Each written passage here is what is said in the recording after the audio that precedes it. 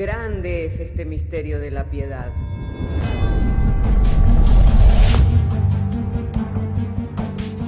Si se destruyeran los fundamentos, ¿qué ha de hacer el justo?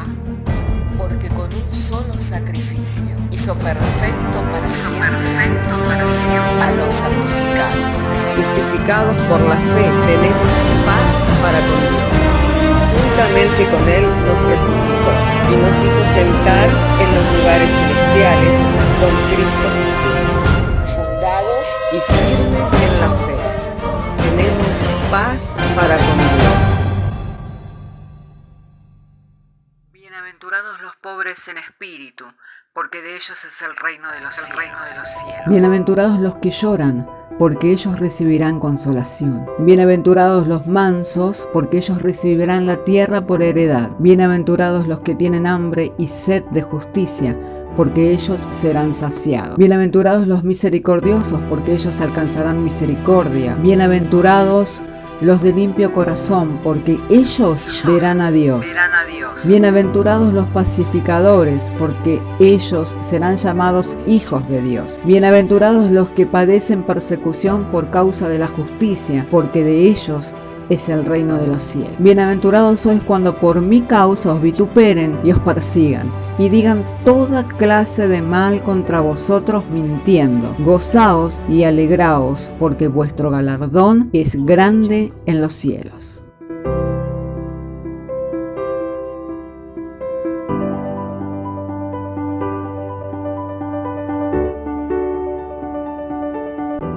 Alabado y santo sea el nombre del Señor. Les saludo y les abrazo en el amor de Dios, hermanos, reunidos en la presencia del Señor, en este día en el que por gracia y misericordia de Dios nos concede una vez más venir delante de su presencia. Vamos a ir al texto de las Sagradas Escrituras, abriendo para dar lectura en la carta a los Romanos, capítulo 3, verso 21. De manera que teniendo su Biblia abierta en el capítulo 3, verso 21 de la carta a los Romanos, vamos a dar lectura y lo estaremos haciendo en el nombre del Padre, del Hijo y del Espíritu Santo, diciéndonos el Señor por medio de su santa y divina palabra. Pero ahora, aparte de la ley, se ha manifestado la justicia de Dios, testificada por la ley y por los profetas. La justicia de Dios por medio de la fe en Jesucristo para todos los que creen en Él, porque no hay diferencia, por cuanto todos pecaron, están destituidos de la gloria de Dios, siendo justificados gratuitamente por su gracia mediante la redención que es en Cristo Jesús, a quien Dios puso como propiciación por medio de la fe en su sangre, para manifestar su justicia a causa de haber pasado por alto en su paciencia los pecados pasados, con la mira de manifestar en este tiempo su justicia, a fin de que Él sea el justo y el que justifica al que es de la fe de Jesús. Oremos al Señor. Padre, queremos agradecerte en esta mañana, porque nos es dada traer la lectura de las Sagradas Escrituras, llegado al momento en que hemos de estar oyendo, Señor, tu palabra. Nuestro ruego y nuestra oración es que en la exposición de tu palabra nos sean iluminados los ojos del entendimiento. También te rogamos, Señor, por la gracia de la revelación, de la sabiduría y del entendimiento, para poder compartir con sencillez, de manera que el mensaje sea claro, comprensible, a oído de todo tu pueblo, sabiendo mediante la fe que el entendimiento nos es dado por el creer, Señor, que en este día esta palabra pueda producir ese glorioso don que tú nos has dado de la fe, para que muchos vengan al conocimiento del Señor y del Salvador Jesucristo, por quien es la redención y la adopción. En el nombre de Jesús. Amén.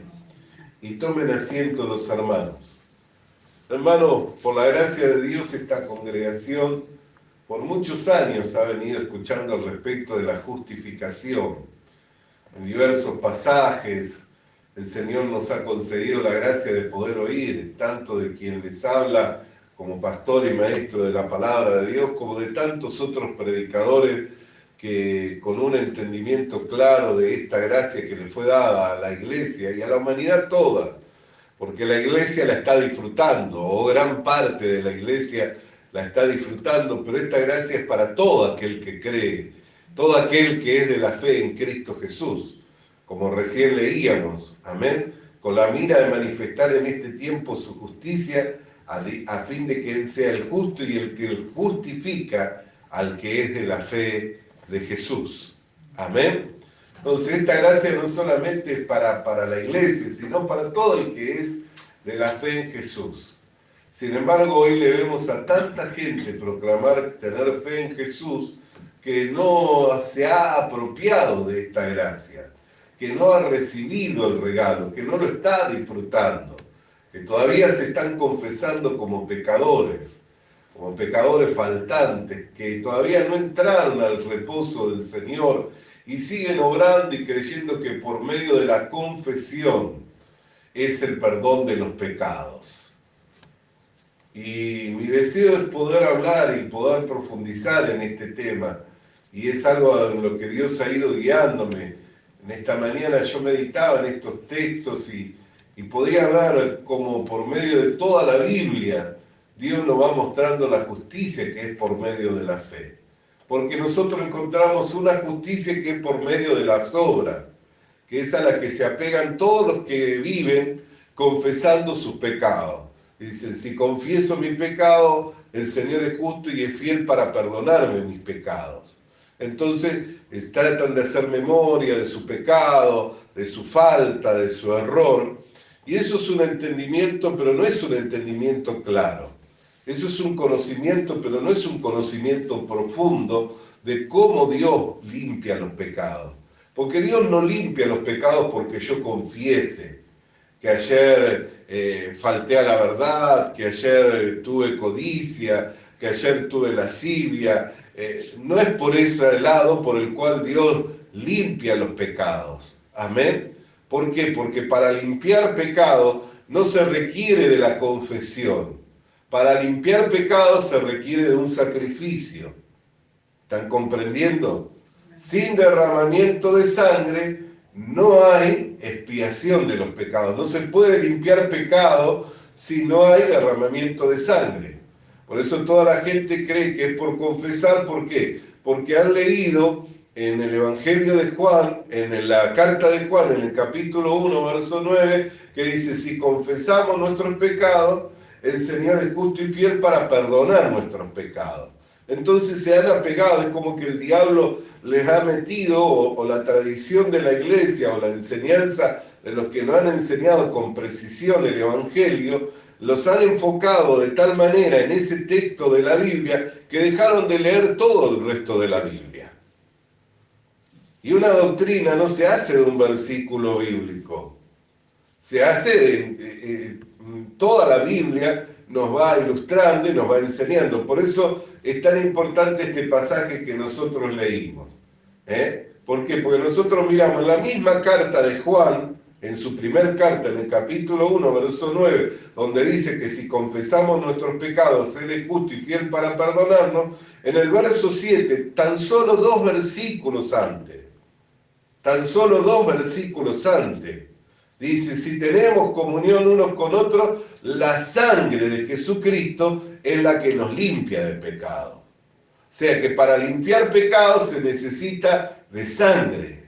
Por eso es que el apóstol Pablo dice, testificada por la ley y por los profetas. ¿Por qué? Porque la ley es la que da testimonio de cómo se limpian los pecados. Dice, sin derramamiento de sangre no hay expiación de pecado. Ese es el testimonio de la ley. Y también los ritos del culto y las ceremonias y las abluciones y los sacrificios daban testimonio del cordero que iba a quitar el pecado del mundo, del cordero inmolado que quitaría el pecado del mundo. O sea, cada vez que los sacerdotes sacrificaban un cordero, Dios pasaba en su paciencia las transgresiones, en su paciencia pasaba los pecados con la mira de ¿qué? De introducir a su Hijo al mundo, Por eso en este mismo pasaje nosotros hemos leído. Amén. Fíjese, verso 25 del capítulo 3 que estábamos leyendo. A quien Dios puso como propiciación por medio de la fe en su sangre. ¿Ves que menciona la sangre? No menciona la confesión de la iglesia.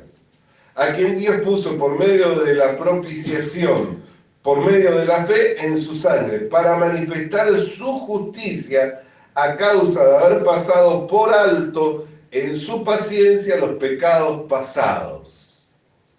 A causa de pasar por alto en su paciencia los pecados pasados.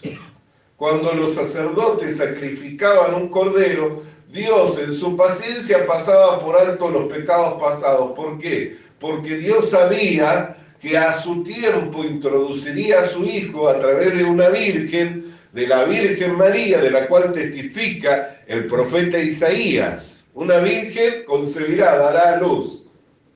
Y su nombre será, y ahí empieza a hablar de todo lo que va a ser el nombre del Señor, ¿no? Así en el capítulo 9 de Isaías. Por eso dice, testificada por la ley y por los profetas. Entonces nosotros nos podemos mirar, hermano querido, que cuando Dios miraba los sacrificios que se oficiaban en el tabernáculo, Él pasaba por alto, pero con la mira de ¿qué? De que a su tiempo iba a introducir a Cristo, al Cristo, iba a introducir a su Hijo, el cual iba a venir por el vientre de una virgen, para que fuera un hombre en semejanza a nosotros y se hiciera servidor de nosotros, entregándose Él a sí mismo en propiciación por nuestros pecados, para que todos los que somos de la fe en ese sacrificio, pudiéramos recibir el perdón de los pecados y la adopción. Por eso San Juan 1:12 dice, todos los que en Él creyeron y le recibieron, le fue dado el derecho, la igualdad de derecho de ser constituidos en hijos de Dios. Entonces no es la obra que yo haga, no es cuanto yo pecados confiese. Lo que me limpia de pecado es que un día Dios en su paciencia y en su misericordia introdujo a su Hijo en este mundo por medio de una concepción milagrosa a través del Espíritu Santo que cubrió a una mujer hebrea allí en Jerusalén, la cubrió con su Santo Espíritu, y ella concebió y dio a luz un hijo, el cual le fue dado el nombre de Jesús, porque él salvaría a su pueblo de sus pecados. Entonces, ahí vemos otra justicia, porque en el antiguo pacto había una justicia que era por medio de las obras, la cual no se podía cumplir. Pero había una necesidad. ¿Cuál era la necesidad? De que Dios diera la ley y que le mostrara a los hombres que si obraban iban a poder vivir, para que se dieran cuenta de su incapacidad. Por eso nosotros tenemos que renunciar a nuestro esfuerzo como hombre de poder llegar o aspirar a ser agradables delante de Dios por nuestro esfuerzo. Como hombre, nosotros nunca vamos a ser agradables delante de Dios. Toda nuestra justicia es como un trapo de inmundicia. Nosotros somos aceptos en el amado. Nosotros somos agradables delante de Dios porque es como si Cristo fuera delante del Padre, porque nos encontramos formando su cuerpo y somos carne de su carne y somos hueso de su hueso. No es por mi obra, no es por quien yo soy, no es por cuanto me esfuerce, no es por cuanto yo busque, sino es por Cristo Jesús. Es por Cristo Jesús. Yo doy gracias a Dios que esta congregación ha recibido esta gracia,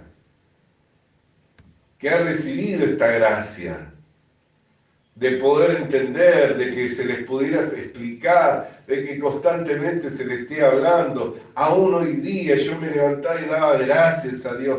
Gracias porque, Señor, me das a pensar en estas cosas. Me traes a la mente, me traes al corazón, me traes a mi ser, al pensamiento de estas cosas para poder compartir con mis hermanos. Porque podríamos hablar de tantas cosas. ¿Sabe cuántas cosas se hablan por ahí? Que no tienen asidero en la Escritura, que no tienen fundamento bíblico. Y se dan como enseñanzas cristianas, como enseñanzas que llevan al cristiano a una vida feliz, a una vida exitosa. Y el cristiano nunca va a poder ser feliz y no va a poder ser exitoso si ignora lo más importante que es la justicia por la fe. ¿Por qué? Porque todas las promesas que Dios habla en la Biblia las habla para el justo. ¿No ves que la Biblia hace separación entre el impío y el justo? ¿No ves que la Biblia hace siempre separación entre el pecador y el justo? Entonces, ¿cómo alguien que se ve como un pecador faltante puede disfrutar de la bendición? No disfruta de la bendición, disfruta del juicio, de la maldición. Disfruta de lo único que recibe es maldición. Si es pecador, ¿qué recibe? Maldición. Y la maldición más grande es la muerte, la separación eterna de Dios. Por eso es que es tan importante hablar de estas cosas, porque la paga del pecado es muerte. Si alguien se confiesa pecador, se está confesando que está muerto en sus delitos y en sus pecados. Está separado eternamente de Dios, porque lo que hace separación entre Dios y los hombres y hace que el oído de Dios se cierre y la mano de Dios se aleje para bendecir, y que Dios hace separación poniendo un velo entre Dios y los hombres, es el pecado. Es el pecado. Dice la Biblia por medio del profeta, no es que se acortó la mano de Dios, ni se cerraron los oídos, ni los ojos de Dios para no ver, sino que vuestros pecados han hecho separación entre vosotros y vuestro Dios, y vuestras transgresiones han hecho que el rostro de Dios se oculte de vosotros para no verle. ¿Por qué? Porque si le ve, los tiene que matar. Si lo ve, los tiene que matar. Por eso dice que en su paciencia pasó por alto los pecados, esperando introducir a su Hijo, porque Él sabía el plan que tenía para con los hombres. Por eso es que no hay nada más terrible que menospreciar la sangre de Cristo, tenerla por inmunda, pisotearla y querer establecer la justicia de uno. No hay nada más terrible. Lo único que queda es una horrenda expectativa de juicio y de condenación, porque por el pecado ya no hay más sacrificios. Ya no hay más sacrificios. ¿Por qué Israel nunca más pudo volver a levantar el templo? ¿Por qué Jesús profetizó y dijo no va a quedar piedra sobre piedra? Porque por el pecado ya no hay más sacrificio. Mediante el tiempo de la dispensación, o sea, este tiempo que es el tiempo de la gracia, el hombre lo único que tiene para limpiar los pecados es la sangre preciosa de Jesucristo. Ahora, cuando la iglesia sea quitada del escenario de este mundo, el templo se va a reconstruir. Pero el que se va a sentar en el templo para buscar ser adorado va a ser el anticristo. Se van a restaurar los ritos, se van a restaurar las ceremonias, todo se va a restaurar, está todo pronto, preparado para hacerlo, y en tan solo muy poco tiempo.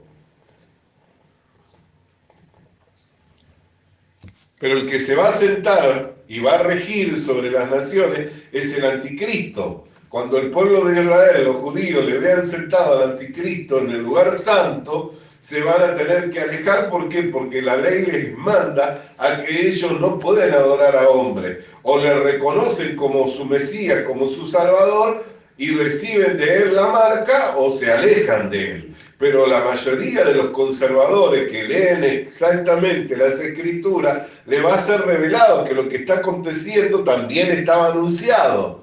Al abrirse los entendimientos se van a alejar.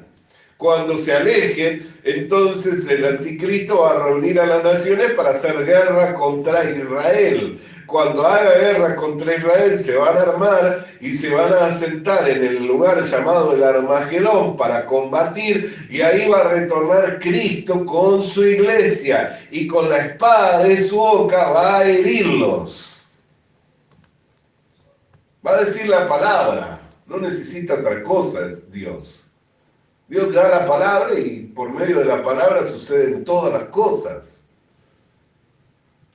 Entonces, hermano querido, ¿cuán importante es entender la justicia por la fe? Dice que está testificada por la ley y los profetas. Yo ya les mostré de qué manera estaba testificada. Por medio de los sacrificios que ellos realizaban. ¿Eso qué significaba? Simbolizaba a Cristo.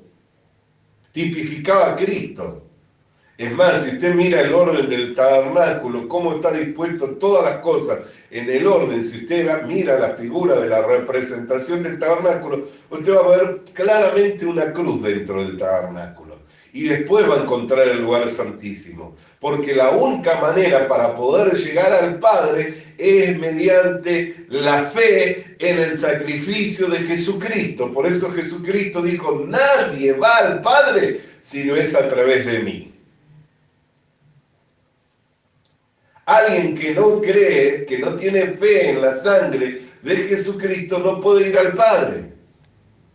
Nadie va al Padre si no es a través de mí. Entonces la ley en todo lugar está testificando acerca del Señor Jesucristo. Más, nosotros miramos que cuando Jesús dijo, yo soy el camino, la verdad y la vida. Eso para nosotros tiene un significado, para Israel tiene otro. ¿Por qué? Porque la puerta de entrada, que tenía 4 colores, 4 gamas de colores, 4 colores que representan a los 4 evangelios, se llamaba el camino, la verdad y la vida. Entonces, para usted y para mí, el camino, la verdad y la vida tiene un significado. Para un hebreo que es conocedor de cómo estaba dispuesto el tabernáculo, tiene otro significado.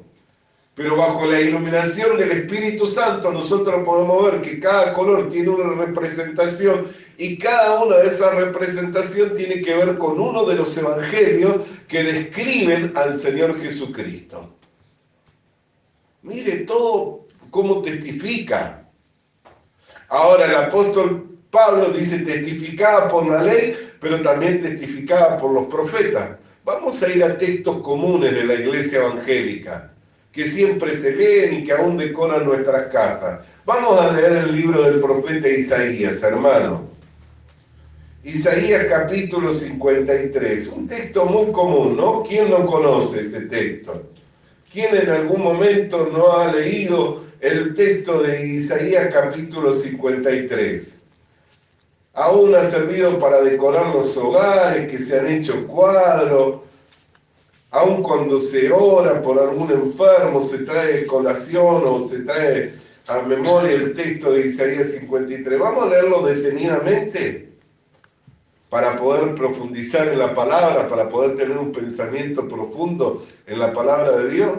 Busca allí en el versículo 1, empecemos a leer. Mire lo primero que dice. ¿Quién ha creído a nuestro anuncio? ¿Sobre quién se ha manifestado el brazo de Jehová? Después de haber mencionado esto el profeta, el apóstol Pablo lo menciona por lo menos en una de sus cartas, en la carta a los romanos, hablándole, diciendo que por qué razón Israel no creía. Porque ya estaba anunciado por medio del profeta que cuando hablaba, inspirado por el Espíritu Santo, de quién ha creído. También en el Evangelio de Juan, en el capítulo 12, en el verso 38 el Señor hace mención. Después, si usted anota, puede leerlo. Romanos 10:10, Juan capítulo 12, verso 38. Pero vamos a seguir leyendo para profundizar en el texto, para que el texto pueda penetrar en nuestra mente, en nuestro corazón. Mire lo que dice el verso 2. Subirá cual renuevo delante de él, como raíz de tierra seca. No hay parecer en él ni hermosura. Le veremos más sin atractivo para que le deseemos. ¿Qué decían algunos? ¿No es este el hijo de José y María? ¿No están sus hermanas en medio nuestro? ¿No es el hijo del carpintero? ¿Qué atractivo tenía para ellos? Ninguno. Pero hubo una mujer que cuando le oía hablar decía, bendito los pechos que te amamantaron, bienaventurado. Más él dijo, más bienaventurado es el que oye la palabra de Dios y la cree o la obedece. Amén. Despreciado, desechado entre los hombres, varón de dolores, experimentado en quebranto, y como que escondimos de él el rostro, fue menospreciado y no lo estimamos. Ciertamente él llevó nuestras enfermedades y sufrió nuestros dolores. Y nosotros le tuvimos por azotado, por herido de Dios y por abatido. En Semana Santa lo vamos a recordar todo, ¿no? Mas el herido fue por nuestras rebeliones, molido por nuestros pecados. El castigo de nuestra paz fue sobre él, y por sus llagas fuimos nosotros curados. El apóstol Pedro lo cita nuevamente para la iglesia en su primer carta en el capítulo 2, primera de Pedro capítulo 2, verso 24. Seguimos profundizando. Todos nosotros nos descarriamos, como ovejas cada cual se apartó por su camino. Mas Jehová cargó en él el pecado de todos nosotros. ¿Quién cargó el pecado en Jesús? Jehová. Nosotros no cargamos los pecados en Jesucristo. Por eso es que Él tenía el poder de llevar los pecados de la humanidad. Hay gente que cree que carga los pecados en Jesús cuando confiesa. No, no lo cargó usted los pecados. No fue su acción la que llevó a que Jesús cargara los pecados. Fue la acción de Dios lo que hizo que Jesús cargara los pecados. ¿Está viendo la diferencia? Pero piense profundamente. Ve que no es la acción mía de lo que yo hago. Dios cargó en él nuestros pecados. ¿Se habrá olvidado de algún pecado? No decimos que Dios es el mismo ayer, hoy y por los siglos de los siglos, el alfa y la omega, no tiene principio ni fin. Él no conocía el pecado que yo cometí ayer, el que voy a cometer hoy y el que cometeré mañana. ¿Qué estaba esperando? ¿Que yo lo cometa para cargarlo? Yo no había ni nacido y ya había cargado mis pecados. No había hecho ni bien ni mal, porque esto sucedió hace 2000 años atrás. No había hecho ni bien ni mal y Dios hizo, dame los pecados de Gustavo, tomá. Tú, lo cargó la persona del Señor Jesucristo. Lo cargó la persona del Señor Jesucristo, dice. Angustiado y él, y afligido, no abrió su boca, como cordero fue llevado al matadero, como oveja delante de sus trasquiladores. Enmudeció y no abrió su boca. ¿No sabes que tengo poder para darte libertad? Le dijo Poncio Pilato, el representante del Imperio Romano. ¿No vas a decir nada en tu defensa? ¿Qué le dijo? No tendrías autoridad si no te fuera dado del cielo. Dice, por cárcel y por juicio fue quitado, y su generación, ¿quién la contará? Pues fue cortado de la tierra de los vivientes, por la rebelión de mi pueblo fue herido. Y se dispuso con los impíos su sepultura, mas con los ricos fue en su muerte. Aunque no hizo maldad, ni hubo engaño en su boca. Con todo y eso, Jehová quiso quebrantarlo, sujetándolo a padecimientos. Cuando haya puesto su vida en expiación por los pecados, su vida en expiación por los pecados, verá linaje, vivirá por largos días, y la voluntad de Jehová será en su mano prosperada. Él verá el fruto de la aflicción de su alma, y quedará satisfecho por su conocimiento. Justificará mi siervo justo a muchos, y llevará las iniquidades de ellos. Por su conocimiento justificará a mi siervo justo a muchos, y llevará las iniquidades de ellos. Por tanto, yo le daré parte con los grandes, y con los fuertes repartirá despojo, por cuanto derramó su vida hasta la muerte y fue contado con los pecadores, habiendo él llevado el pecado de muchos y orado por las transgresiones. Este es el testimonio de Isaías. El testimonio de Isaías, como uno de los más grandes profetas del Antiguo Testamento, da este testimonio para toda la posteridad. 700 años antes de Jesucristo, él dio este testimonio. Y da este testimonio para toda la posteridad, para toda la humanidad, a través de todos los tiempos, porque Dios, en su misericordia, hizo que este testimonio fuera preservado y no fue raído de sobre la tierra. Porque ese es su testimonio. ¿Por qué? Porque el apóstol que escribe la carta a los Hebreos en el capítulo 1 dice: habiendo hablado Dios a nuestros padres muchas veces y de diversas maneras a través de los profetas, ahora nos habla por medio de su Hijo. Este es el testimonio de Dios. Cuando nosotros leemos esto, no es que escribió un hombre, Dios inspiró a ese hombre a que escribiera estas cosas que él ni sabía que habrían de cumplirse 700 años después a través del hijo de una simple mujer hebrea y de un carpintero. ¿Quién era Jesús? No sabían, pero escribió inspirado por el Espíritu Santo. Este es el testimonio de Dios. Ahora sigamos, ¿por qué? Porque entre los profetas Jesús habló de que el mayor de ellos, ¿quién era? Juan el Bautista. Mateo capítulo 11, verso 11 dice: entre los nacidos de mujer no hay profeta mayor que Juan el Bautista. No hay un profeta mayor que Juan el Bautista. Ese es el testimonio del Señor Jesucristo. Volvamos al pasaje que yo mencioné antes. Habiendo Dios hablado muchas veces y de diversas maneras a nuestros padres por medio de los profetas, ahora nos habla por medio del Señor Jesucristo. Amén.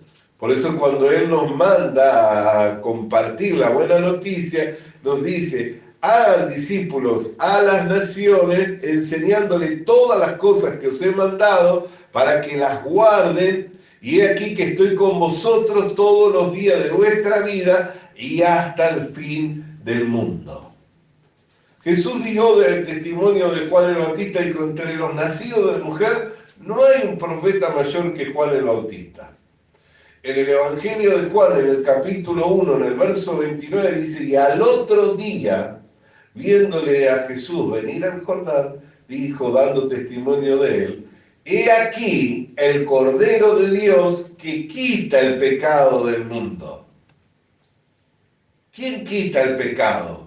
Jesucristo. ¿Cuándo quita el pecado? Cuando derrama su sangre. Cuando derrama su sangre. ¿Cuándo carga el pecado? Cuando va al Jordán, el día anterior. Porque cuando va al Jordán el día anterior, Juan el Bautista, cuando lo ve venir al Hijo de Dios, dice: ¿qué viene a ser? Y venía ahí para recibir la imposición de manos por Juan el Bautista. Dijo: ¿tú vienes a mí? Yo no soy digno de desatar la correa de tu calzado. Yo necesito ser bautizado por ti. Le dije, dice el Señor: deja ahora para que se cumpla toda justicia. No entendía, pero en ese momento entendió. ¿Cómo entendió? Por medio de la obediencia, por medio del creer. Cuando recibió la palabra del Señor, no la contradijo, no dijo: no, bueno, veremos, déjame que lea las Escrituras, a ver si esto es así. No la contradijo, le impuso las manos. Pasó como representante de la humanidad los pecados de toda la humanidad sobre la persona de Jesucristo. Por eso es que Él tenía poder para perdonar pecado. Él tenía el poder de perdonar pecado, ¿por qué? Porque los pecados estaban sobre Él. Lo llevaba como cordero que es llevado al matadero. Por eso él decía, para que vean que el Hijo del Hombre tiene poder para perdonar pecados, ¿qué es más fácil? Decirle a este hombre, tus pecados te son perdonados o levántate y anda. Pero para que vean que el Hijo del Hombre tiene poder para perdonar los pecados, le digo a este hombre, levántate y anda. Y el hombre se levantó y salió andando. Lo narra Marcos. ¿Cómo tenía él el poder para perdonar los pecados? Porque ya los había cargado. Y él iba a ser el que iba a perdonar los pecados. Y Dios dispuso que sea por medio de la fe, para que sea por gracia, para que nadie se pueda jactar delante de su presencia. Por eso la Escritura dice, nosotros podemos ser infiel, pero el Señor permanece fiel. ¿Por qué? Porque Él no puede negarse. Él no puede no perdonarnos, Él no puede no justificarnos, Él no puede no lavarnos nuestros pecados, porque su vida y su ministerio fueron para limpiar pecados. Su vida y su ministerio fueron para limpiar pecados. Él no vino para otra cosa que no es limpiar pecados. No vino para otra cosa. Para esto he venido, dijo, para esto me ha enviado el Padre. Por eso, habiendo hablado Dios de diversas maneras a través de los profetas a nuestro Padre, ahora nos habla por medio de su Hijo. ¿Cuál es el testimonio de Cristo? Que para eso había venido, para eso lo había enviado al Padre. ¿Para qué? Para limpiar pecados. Por eso el que no abrió su boca fue como cordero que es llevado al matadero. No se resistió, tenía poder, claro que lo tenía, podía bajarse de la cruz, claro que podía bajarse, pero se sometió en la obediencia a Dios hasta muerte y muerte de cruz para limpiar pecados. Y todas las bendiciones son para los justos. Nosotros tenemos que apropiarnos de esta gracia, la tenemos que recibir con un corazón ensanchado, en gratitud a la obra que Dios hizo por medio del Señor Jesucristo, para que nos podamos ver como un justo Hijo de Dios y el recibir todas las bendiciones y toda la herencia que tenemos en Cristo Jesús. Estas son cosas que hay que hablarlas para que las podamos entender. Y no hay que rechazarlas, sino hay que recibirlas. Vamos a leer un último texto de la palabra de Dios. En la primera carta de Juan. Le invito a leer, por favor. Así como leímos capítulo 53, vamos a leer primera de Juan, capítulo 5, verso 6. En adelante, primera de Juan, capítulo 5, verso 6. ¿Lo tiene? Leemos. Amén. Este es Jesucristo, que vino mediante agua y sangre, no mediante agua solamente, sino mediante agua y sangre. Y el Espíritu es el que da testimonio, porque el Espíritu es la verdad. Porque tres son los que dan testimonio en el cielo, el Padre, el Verbo y el Espíritu Santo, y estos tres son uno. Y tres son los que dan testimonio en la tierra, el Espíritu, el agua y la sangre, y estos tres concuerdan. Si recibimos el testimonio de los hombres, mayor es el testimonio de Dios. Una vez más. Si recibimos el testimonio de los hombres, mayor, por lo menos tendríamos que pensar que si Dios testifica, su testimonio es mayor que el testimonio de los hombres, para recibirlo, ¿no? Para creerlo. Para decir, si creo a Dios no hay problema. Si creo a Dios no voy a ser confundido. Si creo a Dios no voy a ser avergonzado. Si creo a Dios no me voy a tener que volver atrás diciendo, Dios me falló. Esto es para creerlo. Nosotros hemos estado mirando el testimonio de la ley, el testimonio de los profetas, el testimonio de Jesucristo. Y dice, tres son los que dan testimonio. El Padre, el Hijo y el Espíritu Santo, y estos tres son uno. Y si creemos el testimonio de los hombres, mayor es el testimonio de Dios, porque este es el testimonio con que Dios ha testificado acerca de su Hijo. El que cree en el Hijo de Dios tiene el testimonio en sí mismo. El que no cree a Dios le ha hecho mentiroso, porque no ha creído en el testimonio que Dios ha dado acerca de su Hijo. Y este es el testimonio que Dios nos ha dado, vida eterna, y esta vida está en su Hijo. El que tiene al Hijo, el que tiene al Hijo tiene la vida, y el que no tiene al Hijo de Dios no tiene la vida. Entonces, ¿dónde está la vida? En el Hijo. En el Hijo. Para tener vida eterna, ¿qué tengo que hacer? Tener al Hijo. Por eso algunos dicen, ¿y seremos salvos? Y cuando venga Cristo me quedaré, miré. La vida eterna está en el Hijo. Tenés al Hijo, tenés la vida eterna. Y donde está el Hijo, ahí vas a estar. ¿Por qué? Porque Jesús dijo, Padre, te pido que estos que han creído en mí, que donde yo estoy, también ellos estén conmigo. No es muy complejo esto, ¿no? Es sencillito. Pero tenemos que recibirlo con sencillez. Me puede decir algo mi mente, me puede dictar algo mi corazón, pero mayor que yo es Dios. Más altos son sus caminos, más altos son sus pensamientos que mis caminos. ¿Qué puedo temer si Dios es conmigo? ¿A qué puedo temerle si Dios es por nosotros? Tenemos que recibir el testimonio de Dios. Pero ¿sabe cuántos todavía están queriendo hacer? ¿Sabe cuántos están preocupados que si Cristo viene y si lo encuentra en el campo, si lo encuentra durmiendo, si lo encuentra como las vírgenes que no estaban apercibidas? Todas esas cosas no son para la iglesia. No son para la iglesia, hay que leer bien. No son para la iglesia.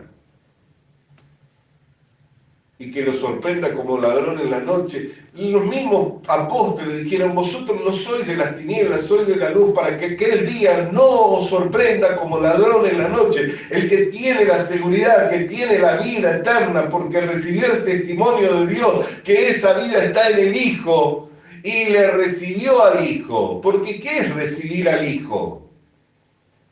No es simplemente hacer una oración y decir, sí, creo, le recibo a Cristo en mi corazón. Eso no es recibir al Hijo, Eso es un dicho popular que tenemos los evangélicos. Recibir al Hijo es recibir el testimonio de que la vida está en el Hijo.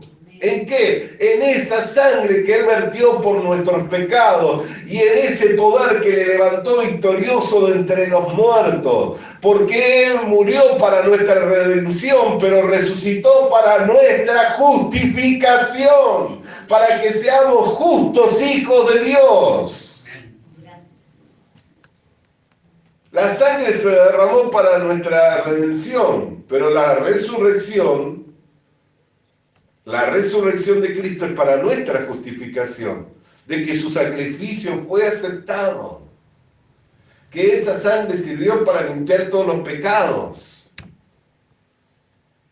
para que nosotros tengamos esperanza en Él, que como Él resucitó de entre los muertos, nosotros también resucitaremos. Los que han presidido resucitarán. Los que estemos seremos transformados en un abrir y en un cerrar de ojos. Por eso es que Pablo no le tenía miedo a la muerte. ¿Por qué? Ni Pedro tampoco. ¿Por qué? Porque ellos sabían que en la habitación terrenal, aunque fuera deshecha, había una hecha no por la mano del hombre, sino por la mano de Dios, preparada para nosotros en los cielos, de la cual dio testimonio el Señor Jesús también en su carta, en los evangelios, allí diciendo, si creen en Dios, crean en mí, en la casa de mi Padre muchas moradas hay. Si no fuera así, os lo diría. He aquí voy a preparar morada para vosotros, y vendré y me tomaré a mí mismo. Recibir a Cristo no es decir, sí, creo, lo recibo, no, es recibir el testimonio. Entender que esa sangre es poderosa para limpiar los pecados y que con un solo sacrificio nos hizo perfectos para siempre a los santificados. No es mi obra, es la obra de Cristo. Entonces recibir a Cristo es creer y recibir el testimonio de Él. Entonces, hermanos amados por el Señor, aparte de la ley, se ha manifestado la justicia. La justicia que es por la fe, testificada por la ley y por los profetas. Y hoy nosotros, por la gracia y la misericordia de Dios, hemos estado mirando a través de la ley, hemos mirando a través de los profetas de qué se trata esa justicia y en qué se basa y se fundamenta. Para que tengamos confianza en Dios, seguridad en Dios y que recibiendo el testimonio de Dios podamos gozarnos diciendo que somos limpios de todos nuestros pecados. Amén. Que somos salvos y que tenemos vida y vida eterna. Porque esa vida está en el Hijo y el que tiene al Hijo tiene la vida. Alabado y santo sea el nombre del Señor.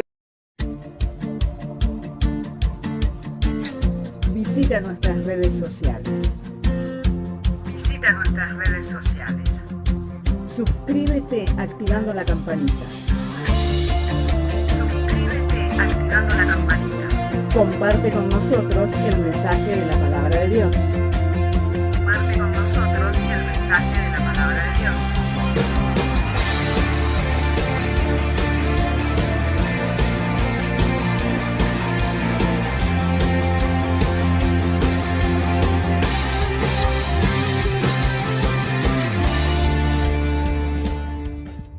Le animamos a que consiga una Biblia,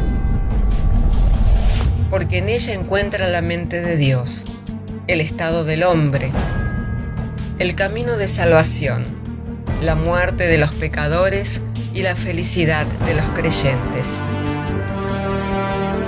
Sus doctrinas son santas, sus mandamientos son obligatorios, sus historias son verdad y sus decisiones inalterables. Léala para ser sabio, crea en ella para ser salvo y póngala en práctica para ser santo. Ella contiene luz para guiarle, alimento para reforzarle y consuelo para alentarle.